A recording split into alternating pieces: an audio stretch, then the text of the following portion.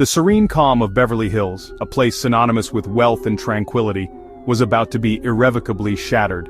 The night air, usually filled with the gentle hum of expensive cars and distant parties, was pierced by the shrill wail of sirens. 911 operators, those unsung heroes who answered the calls of distress, heard a voice that would forever haunt their memories. It was frantic, broken, barely audible through sobs, crying out for help with a desperate plea.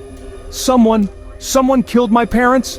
The words were raw, laced with disbelief and unimaginable pain. It was Lyle Menendez, his voice trembling as he spoke the unthinkable. His words cracked under the crushing weight of horror, each syllable a testament to the nightmare unfolding.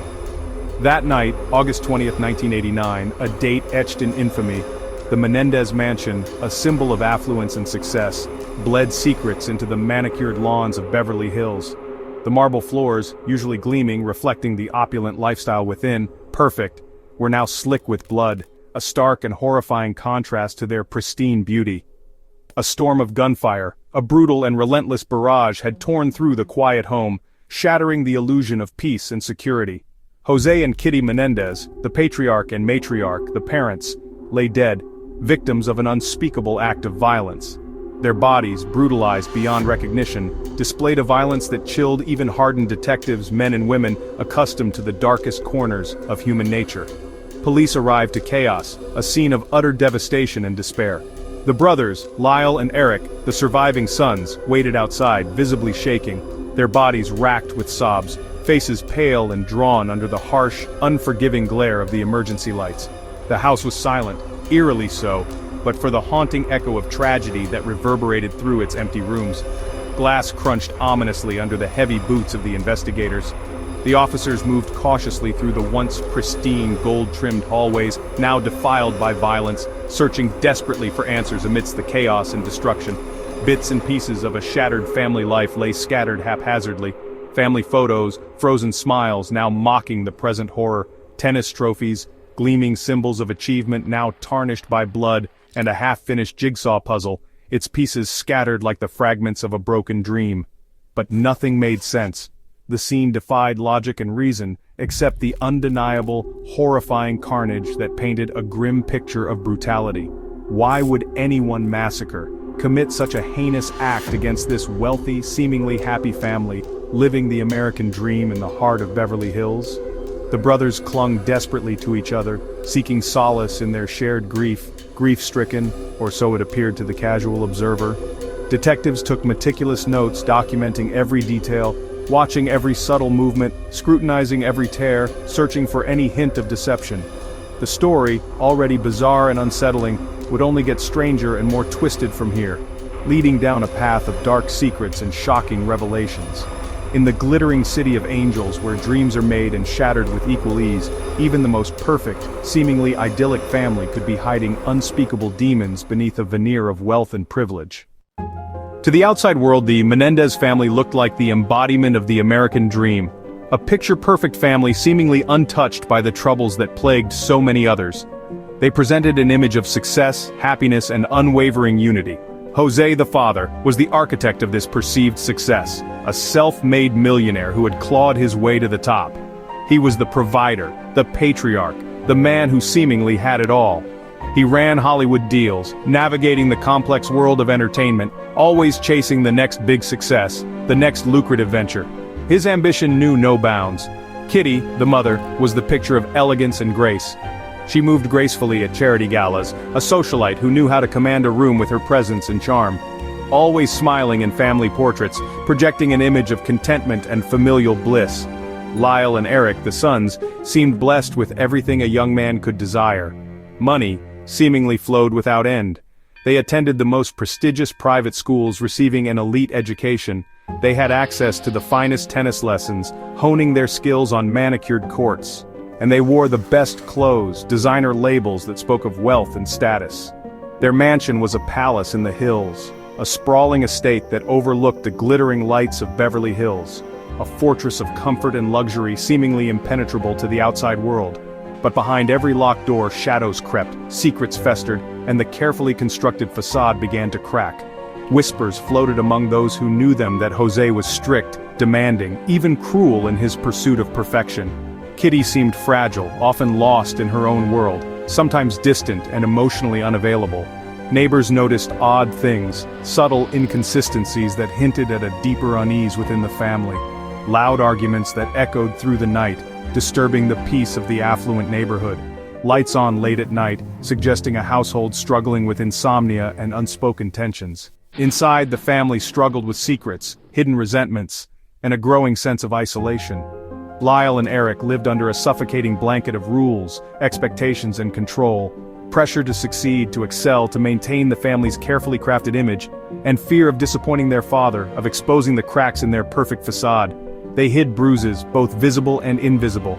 On their bodies, the marks of physical discipline, or perhaps something far more sinister, and on their spirits, the deep wounds of emotional trauma and psychological damage. No one wanted to talk, bound by a code of silence, trapped in a web of secrets and lies. In Beverly Hills, appearances mattered above all else, and the Menendez family were masters of deception. Eric, the younger brother, found solace in writing poetry, pouring his pain and anguish onto the page. Lyle tried desperately to please his father, seeking his approval, but often fell short of Jose's impossibly high standards. The perfect family was only perfect on the outside, a carefully constructed illusion designed to hide the darkness within. Behind closed doors, the Menendez boys were desperate, teetering on the edge of a precipice. Trapped by a twisted combination of love and terror, they were prisoners in their own gilded cage. That August night, the Menendez home was quiet. Kitty relaxed on the couch watching TV. Jose sat nearby, then explosions. Gunshots ripped through the silence. Eric and Lyle stormed in, armed with shotguns. They fired again and again. The attack was frenzied, merciless. Kitty tried to run. She didn't get far. Eric chased her, firing until the weapon clicked dry. The scene was chaos, but the brothers were focused. They reloaded, shot again, made sure there would be no survivors. Then, as the smoke cleared, a heavy silence fell. The brothers stood over their parents' bodies, breathing hard. Their hands shook. They left the mansion, driving away fast. Later they returned, pretending to find the carnage. When police arrived, Lyle's cries filled the air. The brutality was shocking. Detectives struggled to understand. The killings were so personal, so intense. Was this just a robbery or something darker? The house held its secrets. Until the brothers began to unravel. For months, the police meticulously searched for answers, poring over evidence, interviewing witnesses, and chasing down leads that seemed to vanish into thin air. The pressure mounted as the public demanded justice for the slain parents. Meanwhile, the brothers spent money, lavishly. They seemed unconcerned, almost celebratory in their newfound wealth. Lyle bought a Rolex, a symbol of status and success, flaunting it as if he had earned it through honest means. And a new car, a sleek, expensive sports car that turned heads wherever he went. He reveled in the attention, seemingly without a care in the world. Eric played tennis, as if nothing had changed, as if he wasn't carrying a monumental secret. Traveled, escaping the confines of their Beverly Hills mansion, seeking solace in distant lands, or perhaps just trying to outrun their guilt. Acting as if life had returned to normal, projecting an image of carefree normalcy to the outside world. But guilt is a heavy thing, an invisible weight that crushes the soul. It eats at you, day after day, gnawing at your conscience, robbing you of peace. Eric broke first, the pressure becoming too much to bear.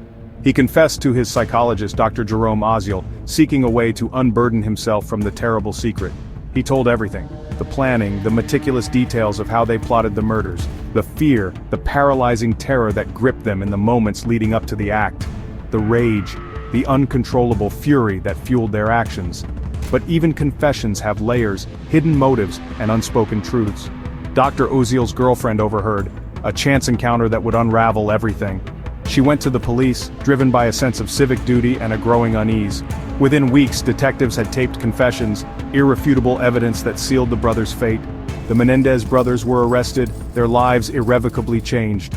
Their faces, once innocent, youthful, and full of promise, now looked haunted, etched with guilt and the weight of their actions. Why did they do it? The question echoed through the media, captivating the nation. The brothers told a story of terror, a narrative of unimaginable abuse and suffering. They said their father abused them, physically inflicting pain and leaving lasting scars, emotionally tearing down their self-worth and instilling deep-seated insecurities. Even sexually, allegations that sent shockwaves through the courtroom and beyond. Their mother, they claimed, knew and did nothing. turning a blind eye to the horrors unfolding within their home. They acted, they said, to survive, driven to the brink by years of torment.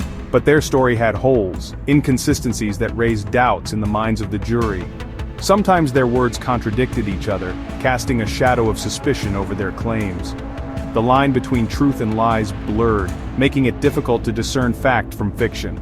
Were they killers making excuses, manipulating the system to escape justice?